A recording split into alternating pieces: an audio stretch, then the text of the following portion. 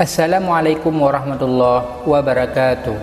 Sahabat Akia Studio yang dirahmati Allah, semoga dimudahkan rezeki dan selalu dalam lindungan Allah. Nama negeri Sabah diambil dari nama seorang raja yang pertama yang berkuasa di kerajaan itu. Raja ini bernama Sabah bin Yazid bin Ya'arif.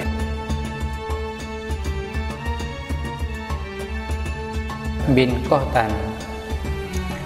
Diriwayatkan bahwa ketika surat Sabah diturunkan, sahabat bertanya kepada Rasulullah, "Wahai Rasulullah, apakah Sabah itu nama tempat atau nama seorang wanita?"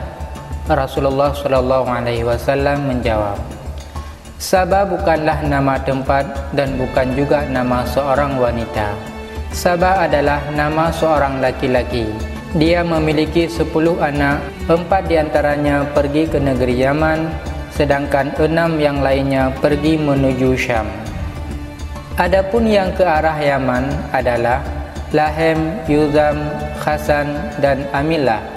Sedangkan yang menuju Syam adalah Al-Azdu, Al-Ashi'ariyun, Himyar, Maziz, Anmar, dan Kindah."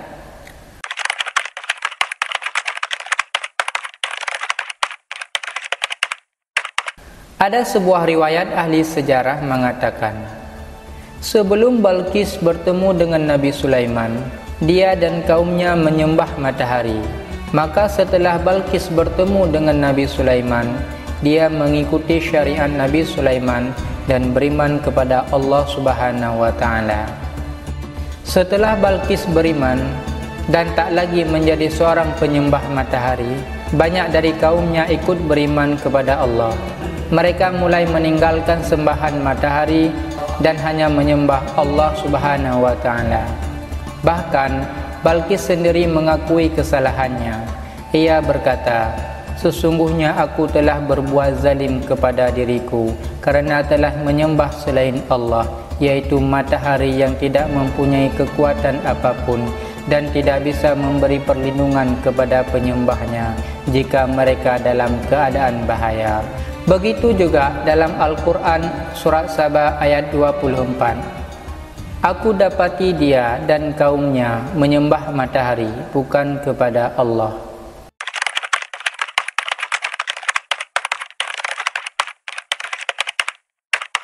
Sahabat Akia Studio yang dirahmati Allah, setelah orang-orang negeri Sabah telah beriman kepada Allah Subhanahu wa Ta'ala, kemudian Allah memberikan bermacam-macam kenikmatan dan rezeki yang luar biasa kepada negeri itu. Di antaranya, ada 4 rezeki yang besar yang Allah limpahkan ke negeri Sabah tersebut sebagai karunia dari Allah Subhanahu wa Ta'ala. Rezeki yang pertama ialah negeri Sabah memiliki udara yang sangat bersih dibandingkan udara-udara di tempat yang lainnya. Saking bersihnya udara ini, bila ada orang yang sakit dan dibawa ke negeri Sabah hanya untuk berdiam diri lalu menghirup udara di sana, niscaya orang itu akan berangsur-angsur sembuh. Karena udara di negeri Sabah itu tak hanya bersih, tapi dapat menyembuhkan berbagai penyakit. Dan karena tingkat kebersihannya di atas rata-rata, dan bila ada seorang yang memiliki penyakit yang disebabkan oleh hewan seperti kutu atau penyakit kulit lainnya, kutu-kutu tersebut akan mati dan kulit-kulit mereka akan bersih dari hewan-hewan tersebut. Sahabat Akia Studio yang dirahmati Allah, rezeki yang kedua yang dilimpahkan Allah kepada negeri Sabah ialah karena negeri Sabah memiliki udara yang bersih, sehingga tidak ada yang namanya hewan-hewan seperti tikus, kalajengking, rayap, nyamuk, kutu, dan lain-lain sebagainya. Dan bahkan bila hewan-hewan serangga itu tak sengaja masuk ke negeri Sabah, maka mereka akan langsung mati. Sahabat Akia Studio yang dirahmati Allah, rezeki yang ketiga adalah Allah Subhanahu wa Ta'ala memberikan rezeki berupa harta yang melimpah. Jadi masyarakat di sana tidak ada yang namanya miskin. Hampir semuanya adalah orang kaya raya. Sampai-sampai di negeri itu tidak ada kasus tindak kejahatan. seperti misalnya pencurian atau perampokan. Negeri Sabah terkenal sebagai negeri yang aman dan tentram. Sahabat Akia Studio yang dirahmati Allah, rezeki yang keempat yang Allah limpahkan kepada negeri Sabah yaitu negeri Sabah punya hasil pertanian yang luar biasa. Di sana ada semua jenis buah-buahan dan sayur-sayuran yang bisa dipanen setiap harinya. Tak hanya itu, hasil pertanian di negeri itu pun punya kualitas yang luar biasa, seperti memiliki ukuran buah yang sangat besar dan punya rasa yang sangat lezat. Karena punya hasil pertanian yang melimpah, buah-buahan dan sayur-sayuran itu banyak dibeli oleh pedagang-pedagang yang biasa datang ke daerah itu. Jadi, di sana tak ada buah musiman. Di dalam Al-Quran, Allah Subhanahu wa Ta'ala berfirman, sesungguhnya bagi kaum Sabah ada tanda-tanda kekuasaan Allah. Di antara kediaman mereka yaitu 2 buah kebun di sebelah kanan dan di sebelah kiri. Al-Quran Surat Sabah ayat 15. Sahabat Akia Studio yang dirahmati Allah, 2 kebun yang diceritakan di dalam Al-Quran tersebut memiliki ukuran yang sangat luas dan terletak di hamparan lembah subur antara 2 gunung di daerah yang bernama Ma'rib.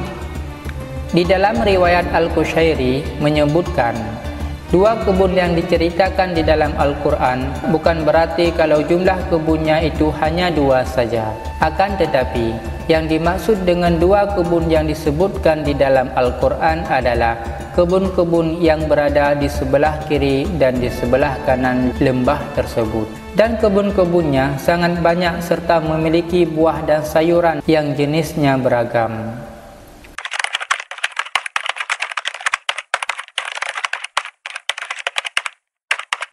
Sebelumnya, petani di negeri tersebut sering mengalami gagal panen karena kurangnya pasokan air yang mengalir ke sawah dan perkebunan mereka. Di negeri itu hanya ada 1 sumber air saja, yaitu sebuah sungai yang cukup besar yang mengalir ke seluruh negeri Sabah. Namun, sungai itu sangat jauh dari perkebunan mereka, sehingga tidak sampai ke kebun-kebun pertanian mereka. Akhirnya kaum Sabah berencana untuk membuat sebuah bendungan dari sungai itu. Sahabat Akia Studio yang dirahmati Allah, bendungan ini sangat besar sehingga mampu menampung air yang cukup banyak, hingga bendungan ini dikenal dengan kebesarannya. Bendungan yang luar biasa ini diperkirakan dibuat pada abad ke-7 atau abad ke-8 sebelum Masehi. Ada ahli sejarah mengatakan yang membangun bendungan ini adalah Raja Sabah, yaitu Sabah bin Yazid. Tapi di dalam kitab-kitab tafsir disebutkan bendungan ini dibangun oleh Ratu Balqis karena ketika itu di tengah-tengah kaum Sabah terjadi perselisihan soal air, bahkan sampai-sampai mereka saling membunuh. Maka Ratu Balqis pun membangun sebuah bendungan supaya airnya merata ke seluruh negeri Sabah, sehingga pertikaian masalah kebun dan pertanian yang kekurangan air berlahan-lahan hilang dan berubah menjadi kebun-kebun yang hijau yang memiliki hasil panen yang luar biasa banyaknya. Dan kami jadikan antara mereka dan antara negeri-negeri yang kami limpahkan berkat kepadanya beberapa negeri yang berdekatan, dan kami tetapkan antara negeri-negeri itu jarak perjalanan. Berjalanlah kamu di kota-kota itu pada malam hari dan siang hari dengan aman. Al-Quran Surat Sabah ayat ke-18. Ada seorang syekh yang menerjemahkan dari ayat itu. Adalah pada zaman dahulu, orang-orang negeri Sabah sering melakukan safar ke negeri Syam. Untuk menuju ke negeri Syam, hanya ada 1 jalur saja. Uniknya, di kanan dan kiri jalan tersebut ada kebun buah yang berjajaran dan dipenuhi oleh buah-buahan. Jadi, setiap orang-orang yang melakukan safar atau perjalanan baik siang maupun malam, mereka tidak perlu membawa bekal makanan ataupun minuman, karena mereka bisa mengambil secara gratis semua buah yang ada di kebun tersebut. Bahkan tak hanya itu, Jaminan keamanan di jalur itu pun tak perlu diragukan lagi. Mereka yang safar di jalur itu tidak perlu takut akan musuh dan tidak perlu khawatir dengan rasa lapar dan haus. Sungguh bagi kaum Sabah ada tanda-tanda kebesaran Tuhan di tempat kediaman mereka, yaitu 2 buah kebun sebelah kanan dan di sebelah kiri. Makanlah olehmu dari rezeki yang dianugerahkan Tuhanmu dan bersyukurlah kepadanya. Negerimu adalah negeri yang baik, sedangkan Tuhanmu adalah Tuhan yang Maha Pengampun. Al-Quran Surat Sabah ayat ke-15.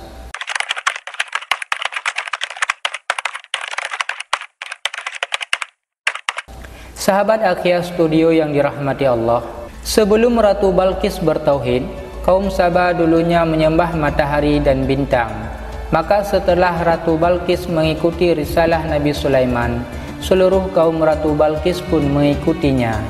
Jadi satu negeri itu semuanya bertaubat untuk bersama-sama bertauhid menyembah Allah Subhanahu wa taala. Jadi, ketika itu banyak sekali rezeki yang diberikan oleh Allah Subhanahu wa taala kepada kaum Sabah. Namun naasnya, berlahan-lahan mereka pun mulai terlena dan lupa bahwasanya semua kenikmatan yang ada sekarang itu pemberian dari Allah Subhanahu wa taala. Berlahan-lahan orang-orang kaum Sabah mulai kembali ke agama nenek moyang mereka. Mereka mulai menyembah matahari dan bintang lagi. Namun Allah yang Maha Penyayang tidak langsung menurunkan azab kepada kaum ini, melainkan Allah mengutuskan Nabi sebanyak 13 Nabi untuk mengingatkan mereka. Akan tetapi semua dari Nabi-Nabi itu didustakan oleh kaum Sabah. Mereka tidak mau kembali menyembah Allah Subhanahu wa taala, dan dari sinilah Allah Subhanahu wa taala mengirimkan azab kepada kaum Sabah.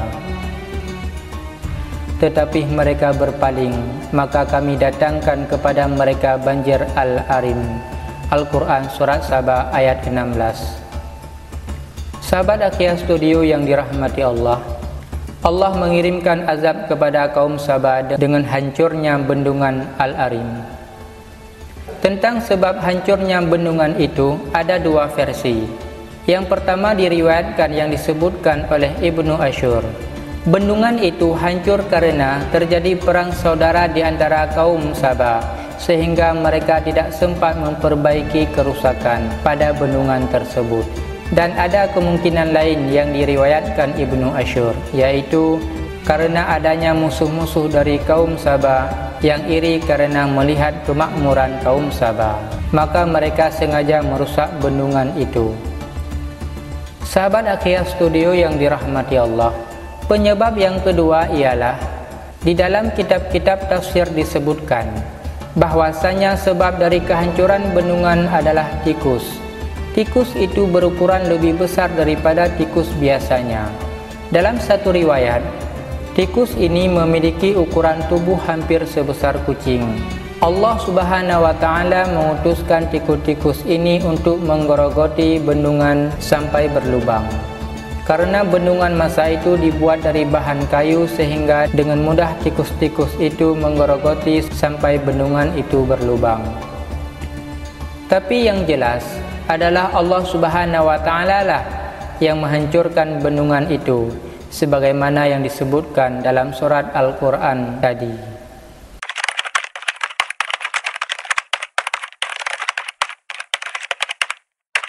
Sahabat Akia Studio yang dirahmati Allah, kehancuran bendungan itu diperkirakan terjadi sekitar tahun 542 Masehi, dan bendungan itu hancur. Air yang ditampung di sana tumpah ke segala arah dan merusak apapun yang dialirinya. Akhirnya, seluruh negeri Sabah hancur porak-poranda akibat jebolnya bendungan Ma'rib. Termasuk kebun-kebun mereka pun ikut hancur berantakan. Atas kejadian itu, Allah Subhanahu wa taala betul-betul menurunkan azabnya kepada kaum yang keras kepala dan berbuat kemusyrikan itu. Kekayaan yang selama ini mereka bangga-banggakan semuanya hilang diterjang air banjir dari bendungan. Tak ada lagi raut wajah kesombongan masyarakat negeri Sabah Akhirnya mereka pun menyadari kesalahan mereka karena tidak bersyukur akan nikmat yang diberikan Allah Subhanahu wa taala. Sahabat Akia Studio yang dirahmati Allah, setelah air banjir surut, kebun-kebun yang mereka banggakan dan menjadi sumber utama penghidupan kekayaan dan kekuatan mereka semuanya hancur tak tersisa. Mereka pun mulai mencoba menanami kebun itu dengan tanaman yang serupa sebelum hancur diterjang air banjir. Tapi sangat disayangkan, semua tanaman buah-buahan yang mereka tanam itu tak lagi bisa tumbuh seperti dulu lagi. Setiap kali mereka menanam, maka tumbuh-tumbuhannya akan langsung rusak dan layu. Dan kami gantikan kedua kebun mereka dengan dua kebun yang ditumbuhi pohon-pohon yang berbuah pahit, pohon asel dan sedikit pohon sider. Al-Quran Surat Saba ayat ke-16. Artinya, setelah banjir di wilayah itu, hanya ada dua jenis pohon saja yang bisa ditanami di sana. Dan dua jenis pohon ini adalah pohon yang hanya memiliki sedikit manfaatnya untuk manusia. Yang pertama adalah pohon asel. Itu adalah pohon sejenis pohon cemara. Yang kita ketahui, pohon cemara hanya bisa digunakan kayunya saja, dan itu membutuhkan waktu bertahun-tahun untuk bisa dipanen. Dan yang kedua adalah pohon sider. Itu adalah pohon bidara, dan buah dari pohon bidara memiliki rasa yang sangat pahit, sehingga memiliki fungsi yang sedikit juga seperti pohon cemara tadi. Allah Subhanahu wa taala menggantikan semua kebun yang dipenuhi dengan buah-buahan tersebut dengan kedua jenis pohon yang sedikit manfaatnya. Semua itu dikarenakan kekufuran dari kaum ini. Dalam keadaan seperti itu, kaum Sabah tidak bisa bertahan sehingga hancurlah kerajaan Sabah. Pada saat itu, para sejarawan memperkirakan kehancuran negeri Sabah terjadi pada tahun 550 sebelum Masehi. Karena runtuhnya kerajaan Sabah, waktu itu banyak orang-orang terpaksa harus hijrah ke beberapa tempat. 6 kabilah hijrah ke Yaman dan 4 kabilah hijrah ke negeri Syam. Kabilah-kabilah ini ialah anak dari Raja Sabah yang telah disebutkan di awal video. Semua ini adalah ulah mereka sendiri yang tidak bersyukur kepada Allah Subhanahu wa taala, bahkan menyembah selain Allah. Demikianlah kami memberi balasan kepada orang-orang karena kekafiran mereka, dan kami tidak menjatuhkan azab yang demikian itu, melainkan hanya kepada orang-orang yang sangat kafir. Al-Quran Surat Saba ayat ke-17. Sungguh mengerikan tentang kehancuran negeri Sabah ini. Semua kaum Sabah kufur atas nikmat Allah yang diberikan kepada mereka, hingga turun azab kepada kaum ini.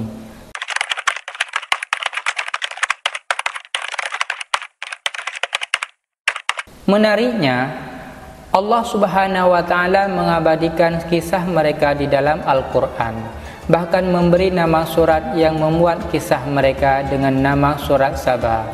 Ini agar orang-orang terus mengingat dan bisa mengambil hikmah dari kisah runtuhnya negeri Sabah. Sesungguhnya pada yang demikian itu benar-benar terdapat tanda-tanda kekuasaan Allah bagi setiap orang yang sabar dan lagi bersyukur. Al-Quran Surat Sabah ayat ke-19. Wallahu a'lam. Sahabat Akia Studio yang dirahmati Allah, itulah kisah tentang azab kerajaan Sabah. Semoga kisah ini bermanfaat bagi anda semua.